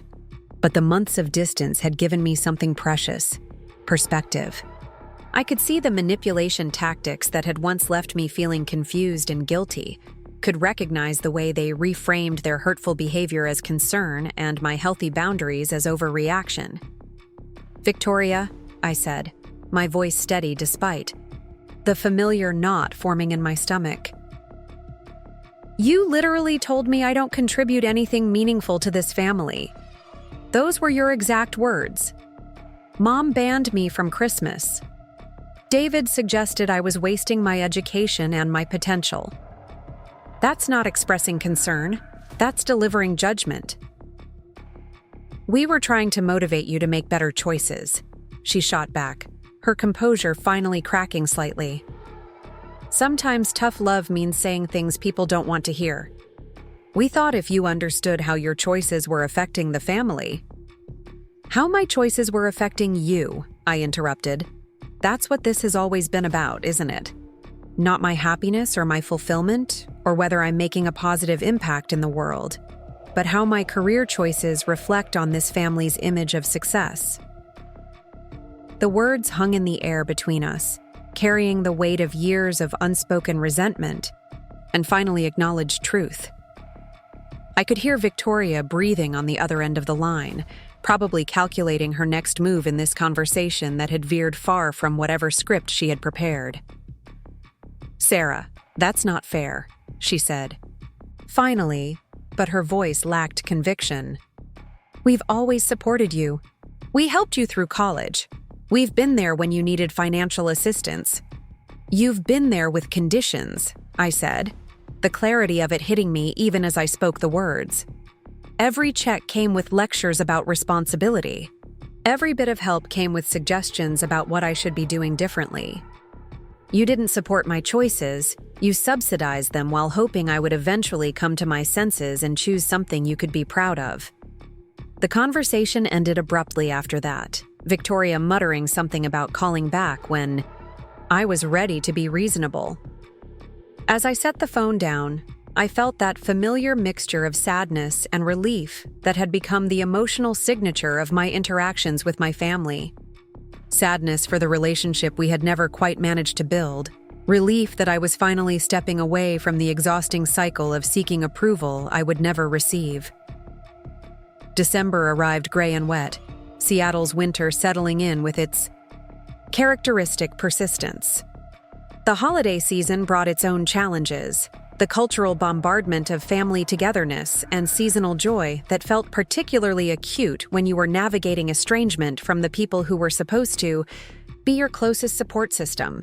But this year, instead of the familiar dread, I found myself genuinely excited about the approaching holidays. The community center was planning an even more elaborate Christmas celebration than their Thanksgiving dinner, and Maria had asked me to coordinate not just the children's activities, but the entire family programming component. It was a significant responsibility, requiring me to work with local businesses to secure donations, coordinate with other nonprofit organizations to avoid duplication of services, and develop programming that would be meaningful for families from diverse cultural and economic backgrounds. The project felt like a natural extension of the literacy work I had been doing, requiring many of the same skills in program development, community outreach, and collaborative planning.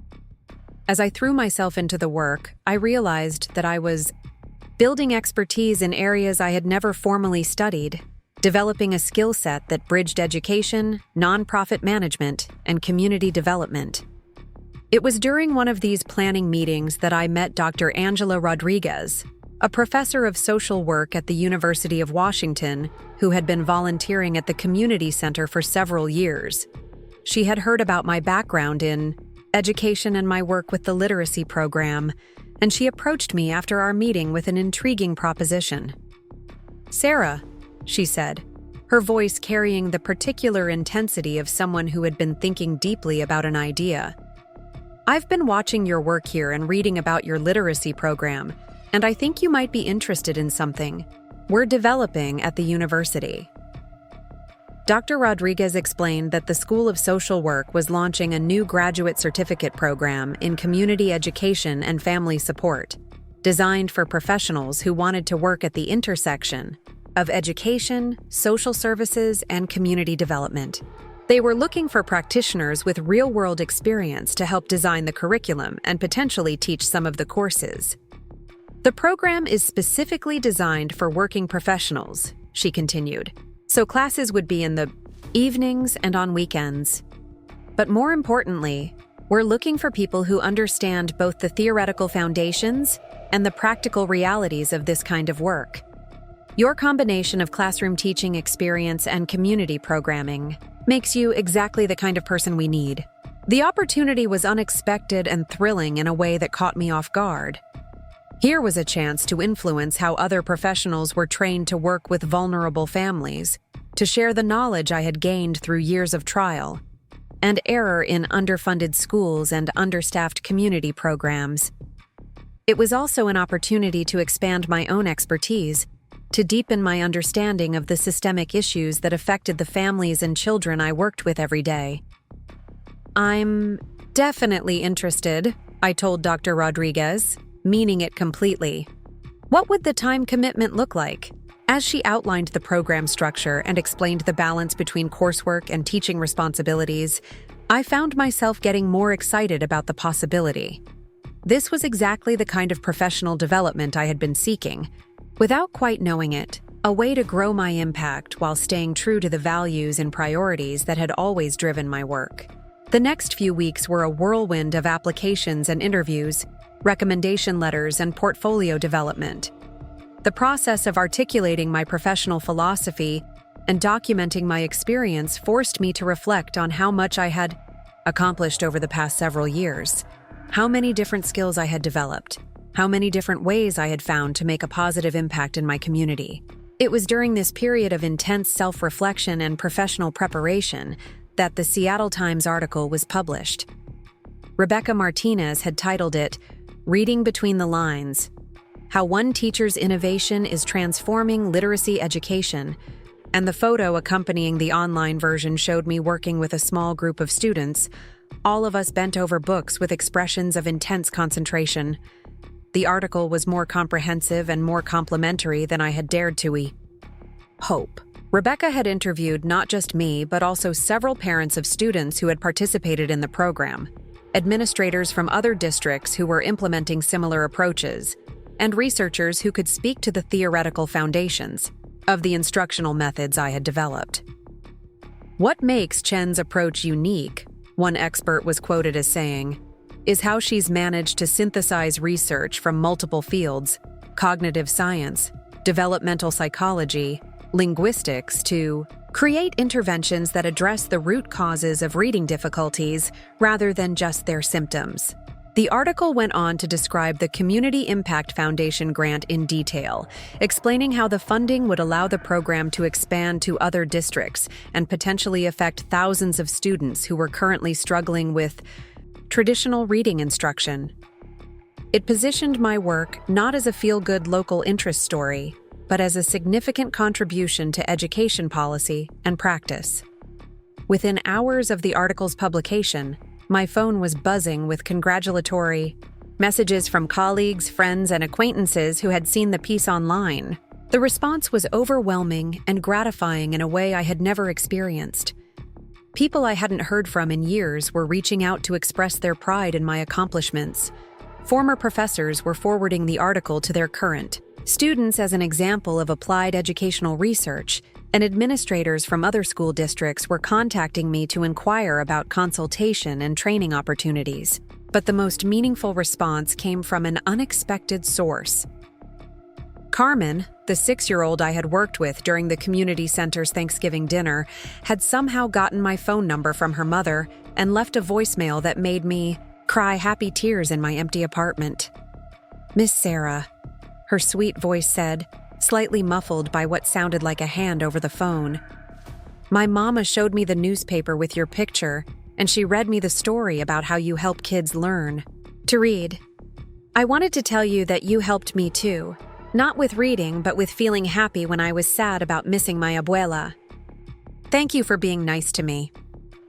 The message was a reminder of something I had always believed, but sometimes lost sight of in the midst of professional challenges and family drama. The work we do with individual people, the small moments of connection, and care matter just as much as the systemic changes and programmatic innovations that get attention in newspapers and grant applications. 2 days after the article was published, I received an email that made me question whether I was reading correctly. The sender was Dr. Patricia Williams, director of the National Center for Educational Innovation, and the subject line read, "Invitation to present at annual conference." The email explained that Dr. Williams had read the Seattle Times article and was familiar with my work through the Community Impact Foundation's annual report. The National Center was hosting their annual conference on innovative educational practices in March, and they were inviting me to present my literacy program as a featured case study in their session on Scalable Solutions for Reading Intervention. This conference brings together researchers, policymakers, and practitioners from across the country, the email continued. Your presentation would reach an audience of people who are positioned to influence educational practice and policy at the national level. We believe your work represents exactly the kind of innovation that can make a real difference in how we approach literacy education. I read the email 3 times, each time feeling more amazed by the trajectory my professional life had taken in just a few short months. From being dismissed by my own family as a failure who needed tough love and career counseling, I was now being invited to share my work with a national audience of education professionals. The irony was sharp enough to cut, but it also felt strangely liberating.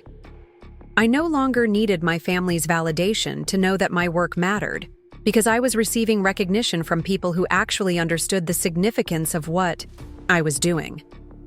Their inability to see value in my career choices said more about their limitations than it did about my achievements.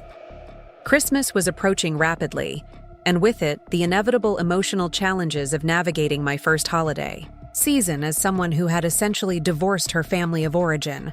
The community center's Christmas celebration was scheduled for December 23rd, and the planning had consumed most of my free time for the past month.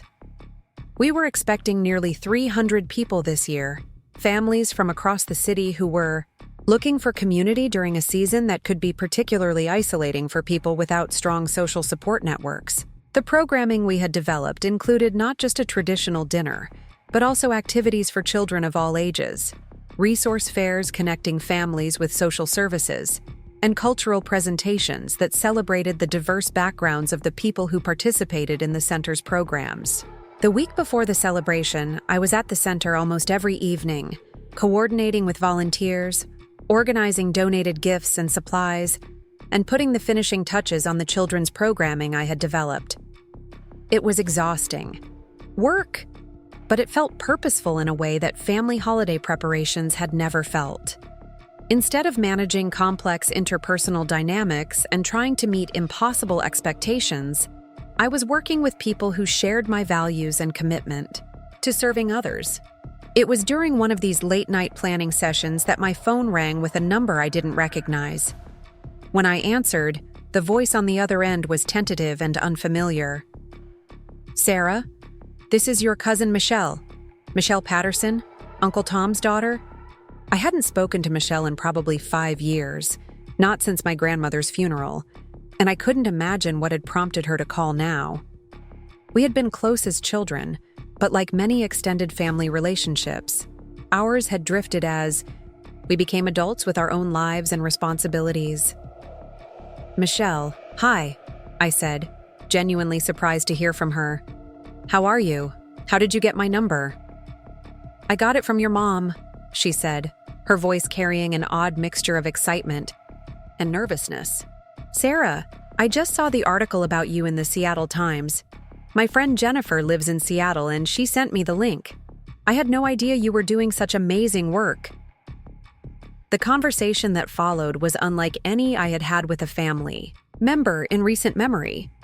Michelle asked detailed questions about the literacy program, expressed genuine admiration for the community work I was doing, and shared her own experiences working as a school counselor in Portland.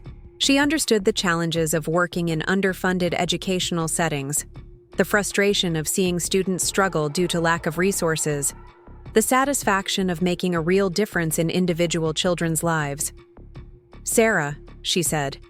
Near the end of our conversation, I have to ask you something. I talked to your mom last week, and she mentioned that you weren't coming to Christmas this year. She seemed really upset about it, but she was also being kind of vague about why. What's going on? The question opened up a conversation I hadn't expected to have, but one that felt surprisingly necessary.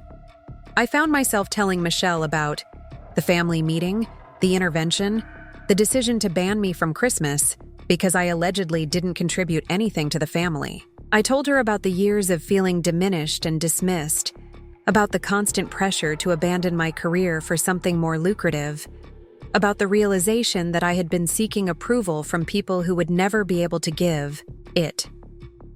Michelle listened without interrupting, occasionally making small sounds of sympathy or surprise.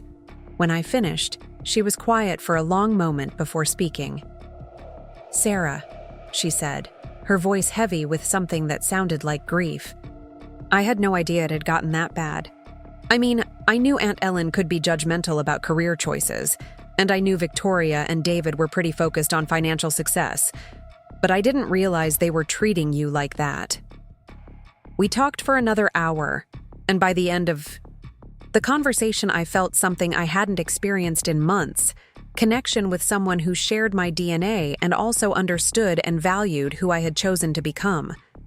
Michelle's validation didn't erase the hurt of my immediate family's rejection, but it reminded me that family relationships were more complex and varied than the narrow dynamics I had been trapped in for so long. "You know what?" Michelle said as we were preparing to end the call. "I'm driving up to Seattle for New Year's weekend. Would you like to get together? I'd love to hear more about your work, and maybe you could show me some of the places where you volunteer." The invitation felt like a gift, the possibility of rebuilding family connections on terms that honored who I actually was rather than who others thought I should be. We made plans to meet the weekend after Christmas, and I hung up feeling more hopeful about the future than I had in months. The community center's Christmas celebration exceeded all of our expectations. The multi-purpose room was transformed into a warm, welcoming space decorated with handmade ornaments created by children in our after-school program. Local businesses had donated not just food, but also gifts for the children, books for the Family Resource Center, and gift cards that families could use to purchase necessities they might not otherwise be able to afford. I spent the day moving between different activities, helping coordinate the children's craft projects, facilitating conversations between families and social service providers, and simply being present for people who needed someone to listen to their stories. There were moments of profound joy, like watching a shy 4-year-old light up when she discovered a book about princesses with the same color hair as hers, and quieter moments of connection, like sitting with an elderly man who told me about the Christmas traditions he had celebrated in his home country before immigrating to the United States. As the afternoon wound down and families began gathering their belongings to head home, Maria pulled me aside for a conversation that would change everything. "Sarah," she said, her voice carrying the weight of something significant, "I need to tell you about a phone call I received yesterday. It was from the mayor's office." My heart skipped a beat, wondering if there had been some problem with our event planning or permit applications. But Maria's expression was excited rather than worried. "They've been following your work through the newspaper article and through some of the other coverage you've been getting. They want to know if you'd be interested in consulting on a new initiative they're developing around family support services and educational programming." The opportunity she described was staggering in its scope and potential impact. The city was developing a comprehensive approach to supporting families with school-age children, integrating educational support, social services, and community programming in a way that had never been attempted before. They were looking for someone with expertise in both education and community development to help design and implement the program. The position would be contract-based initially, Maria explained, but if the pilot program is successful, it could become a permanent city position. "Sarah, this could be your chance to influence policy and programming for thousands of families across the entire city." As I drove home that evening, My mind was spinning with the possibilities that seemed to be opening up in every direction. The university certificate program, the national conference presentation, the potential consulting work with the city government. All of these opportunities were emerging, not because I had compromised my values or changed my priorities, but because I had stayed true to what mattered to me and developed expertise in areas that were finally being recognized as important. The next morning was Christmas Eve, and for the first time in my adult life, I woke up without the familiar anxiety about family gatherings and holiday expectations. Instead, I felt a deep sense of contentment about the choices I had made and the life I was building. I spent the morning at home with Duke, enjoying the luxury of a slow start to the day, without the pressure of travel or preparation for events where I would feel like an unwelcome guest. We took a long walk through my neighborhood, observing the quiet satisfaction of a city taking a collective pause to celebrate whatever version of the holiday felt meaningful to each family. In the afternoon, I drove to the animal shelter where I had been volunteering sporadically over the past year. They were hosting a special adoption event for people who wanted to give pets as gifts to themselves or their families, and they needed extra volunteers to help match animals with potential families and facilitate the adoption process. The shelter was buzzing with activity families looking for the perfect pet, volunteers helping with paperwork and introductions, and dozens of animals who were hoping this might be the day they found their forever homes. I spent several hours helping a single mother and her 2 young children find a cat that would be a good fit for their apartment living situation. Watching their faces light up when they met Snowball, a gentle white cat who immediately began purring when the 6-year-old daughter picked her up. "Are you sure she'll be happy with us?" the mother asked, her voice carrying the particular anxiety of someone who wanted to make the right choice for both her family and the animal. "I think she's already made her choice," I said, watching Snowball settle contentedly into the little girl's arms. Sometimes you just know when something is meant to be. As I drove home from the shelter that evening, I reflected on my own words and realized they applied to more than just pet adoption. Over the past year, I had made choices that felt right in my bones, even when they were difficult or controversial, or misunderstood by the people closest to me. I had chosen work that fulfilled me over work that paid more. I had chosen community that valued me over family that diminished me. I had chosen authenticity over approval. Christmas Day dawned clear, and bright, unusual weather for Seattle in December. I woke up naturally, without an alarm, and lay in bed for a few minutes listening to the unusual quiet of a city where most people were celebrating indoors with their families. My phone showed several missed calls and text messages from various family members, probably making last-minute attempts to convince me to join their gathering. I glanced at the notifications but didn't read the messages.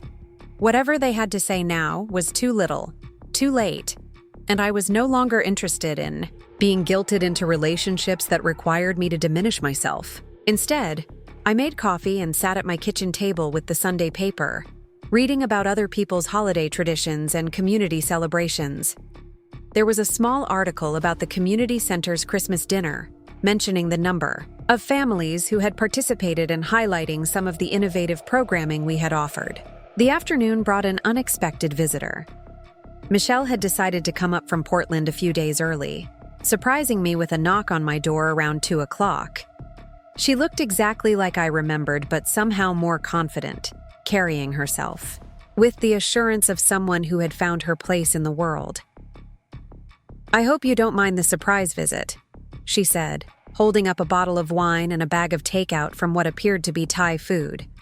"I figured you might be having a quiet Christmas, and I thought maybe we could catch up properly." We spent the afternoon and evening talking in a way I hadn't talked with a family member in years. Michelle asked thoughtful questions about my work, shared stories from her own career and school counseling, and listened without judgment as I explained the events that had led to my estrangement from our extended family. "You know," she said as we were finishing dinner, "I think you're incredibly brave for walking away from all that dysfunction. It couldn't have been easy, but you chose yourself over their approval, and that takes real courage." The validation felt profound coming from someone who had known me since childhood, who understood the family dynamics I had been navigating, and who could see both who I had been and who I had become. "I don't know if it was brave," I said. "I think I just finally got tired of pretending to be someone I wasn't." "That's exactly what brave is," Michelle replied. "It's choosing authenticity even when it costs you something important." As winter turned to spring, the opportunities that had begun emerging in December continued to multiply in ways that felt almost surreal. The university certificate program accepted my application and offered me not just a spot in the first cohort, but also a graduate assistantship that would cover my tuition and provide a small stipend for helping with program development. The National Center for Educational Innovation confirmed my presentation for their March conference, and the response to my abstract was so positive that they asked me to participate in a panel discussion about scaling innovative educational practices. The exposure from that conference led to invitations to present at 3 other national conferences and inquiries from publishers who were interested in turning my literacy program into a curriculum package that could be used by districts across the country. The consulting work with the city government turned into a formal contract that would run through the end of the year, with the possibility of a permanent position if the pilot program achieved its intended outcomes.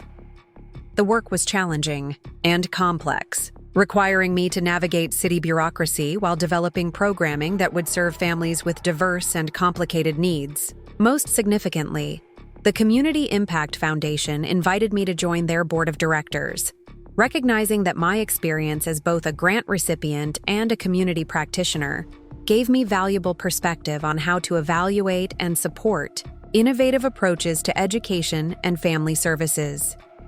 Each of these opportunities felt like validation, not just of my professional competence, but of the choices I had made about what kind of life I wanted to live and what kind of work I wanted to do. I was succeeding according to metrics that actually mattered to me, making a difference in ways that aligned with my values, and building a career that integrated all of my interests and passions. The personal satisfaction was profound, but it was also complicated by the ongoing silence from my immediate family. As my professional profile grew and my work received more recognition, I sometimes wondered if they were aware of what was happening in my life, if they ever read the articles or heard about the opportunities I was being offered. The answer came in an unexpected phone call on a Tuesday evening in April. I was at home working on my presentation for the National Center Conference when my phone rang with my mother's number on the screen. "Sarah," she said when I answered, her voice carrying a tone I couldn't quite identify. "I saw the article in Education Weekly, the one about your presentation at the conference." Education Weekly was a national publication that reached educators and policymakers across the country. The fact that my mother had seen the article meant that someone had sent it to her, probably someone who knew about our family situation and wanted to make sure she was aware of my growing professional recognition. "Oh," I said, unsure how to respond. "I didn't realize you subscribed to Education Weekly." "I don't," she admitted. "Your cousin Michelle sent me the link. She thought I should know about your successes." The conversation that followed was stilted and uncomfortable, my mother clearly struggling to find a way to acknowledge my achievements without also acknowledging how badly she and my siblings had misjudged my career choices and potential for success. "Sarah," she said finally, "I think maybe we made some mistakes in how we approached things before. We were worried about you, and maybe we didn't express that worry in the best way." It was the closest thing to an apology I had ever received from her, but it fell far short of taking responsibility for the years of dismissal and condescension that had led to our current estrangement. There was no acknowledgement of the specific things that had been said, no recognition of how their treatment had affected me, no genuine understanding of why I had chosen to distance myself from them. "Mom," I said carefully, "I appreciate that, but I think the issue isn't how you expressed your worry. The issue is that you never asked whether I actually needed you to worry about me, or whether your definition of success had any relevance to how I wanted to live my life. The conversation ended without resolution, both of us seeming to recognize that there was too much accumulated hurt and misunderstanding to be resolved in a single phone call. But something had shifted, some acknowledgement on her part that maybe their assessment of my life choices had been incomplete or unfair. Over the following weeks, I received tentative overtures from other family members. David sent an awkward email congratulating me on the conference presentation and mentioning that he had always believed in my potential. Victoria left a voicemail saying she had heard about my work with the city government and wondered if we might have lunch sometime to catch up. Monica sent a Facebook message with links to articles about innovative education programs and comments about how my work reminded her of some of the things she had read. Each of these attempts at reconciliation felt hollow to me, motivated more by the external validation I was receiving than by any genuine change in how they viewed me or my choices. They were reaching out now because my work was being recognized by people whose opinions they respected, not because they had developed a deeper understanding of who I was or what mattered to me. I responded politely but without enthusiasm, acknowledging their messages but not rushing to rebuild relationships that had always been conditional on their approval and acceptance. The distance I had created over the past year had given me space to build a life that felt authentic and fulfilling, and I was reluctant to invite back the judgment and criticism that had characterized our interactions for so long. The National Conference in March was a transformative experience in ways I hadn't anticipated. Being surrounded by hundreds of educators and researchers who were passionate about innovative approaches to learning reminded me of why I had chosen this profession in the first place. The conversations I had were deep and meaningful, focused on ideas and impact rather than salary levels or social status. My presentation was well received, but more importantly, it connected me with other practitioners who were doing similar work in different contexts. I met teachers who were developing innovative approaches to math instruction, administrators who were redesigning school discipline policies, researchers who were studying the intersection of trauma and learning.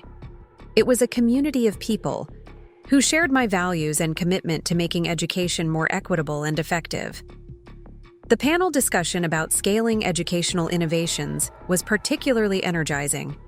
The other panelists included a teacher from Chicago who had developed a peer mentoring program that was being implemented across Illinois, a principal from rural North Carolina who had created a community partnership model that was being studied by the Department of Education, and a researcher from Stanford who was documenting successful approaches to closing achievement gaps. As I listened to their stories and shared my own experiences, I realized that I was part of something much larger than my individual classroom or even my school district.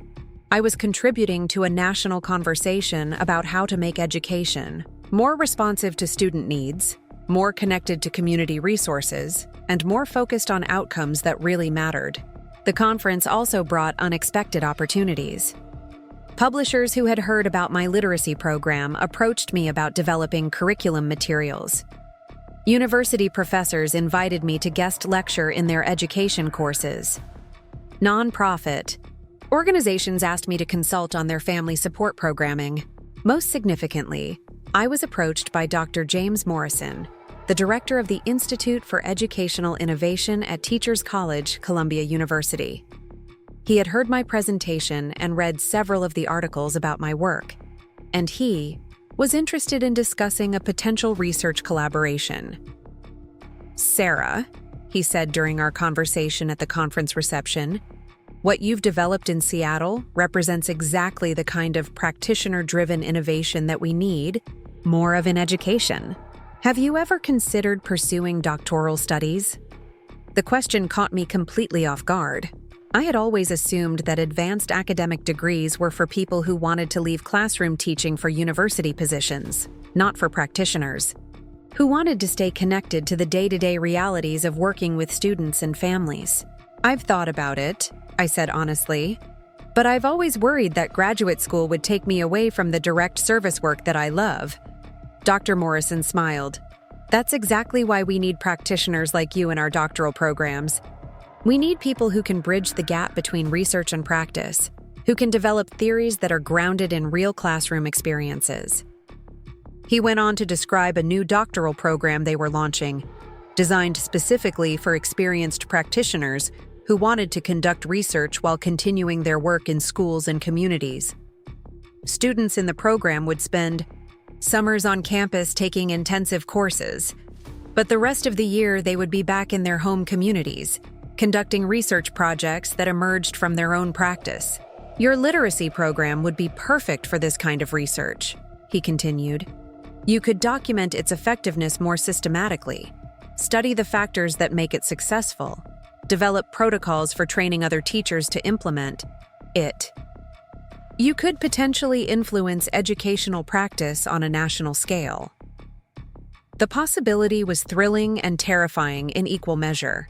Doctoral studies would represent a significant commitment of time and energy, but they would also provide me with tools and credentials that could amplify the impact of my work in ways I had never imagined. I left the conference with a folder full of business cards, a stack of research articles that other participants had recommended, and a head full of possibilities that I was still trying to process. The recognition and validation I had received felt wonderful, but more importantly, I felt connected to a community of people who shared my passion for educational innovation and social justice. The flight back to Seattle gave me time to reflect on how dramatically my life had changed over the past year. 12 months earlier, I had been sitting in my mother's living room, listening to my family explain why I was a disappointment and a failure. Now I was returning from a national conference where my work had been celebrated and where I had been invited to consider opportunities I had never dreamed possible. The transformation hadn't happened because I had compromised my values or abandoned my priorities. It had happened because I had finally found the courage to stop seeking validation from people who would never be able to give it, and to instead focus on building relationships and opportunities with people who understood and valued what I had to offer. As the plane descended over Seattle's familiar skyline, I felt a deep sense of gratitude for the difficult year that had led me to this point. The rejection and criticism from my family had been painful, but it had also freed me to discover who I could become when I stopped trying to be who others thought I should be. My phone buzzed with a text message as I was gathering my belongings to leave the plane. It was from Maria at the community center. "Sarah, you're not going to believe this. The mayor's office just called. They want to schedule a meeting to discuss expanding your program citywide. Congratulations, you're changing the world." I smiled as I read the message, feeling the truth of something I was finally beginning to understand.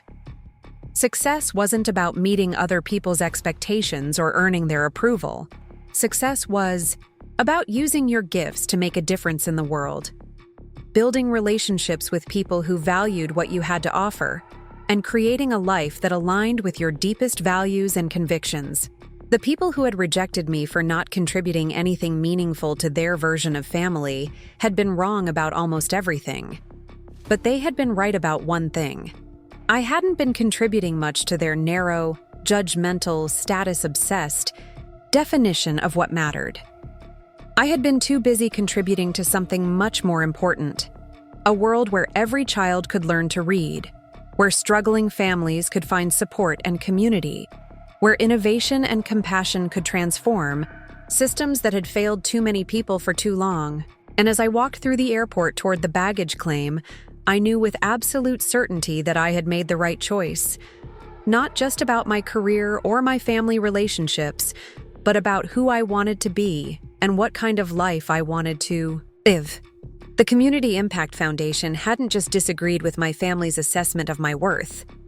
They had seen something my family had never been able to see, that contribution isn't measured in dollars earned or status achieved, but in lives changed and communities strengthened and futures made brighter by the work we choose to do. Up next, you've got 2 more standout stories right on your screen. If this one hit the mark, you won't want to pass these up. Just click and check them out.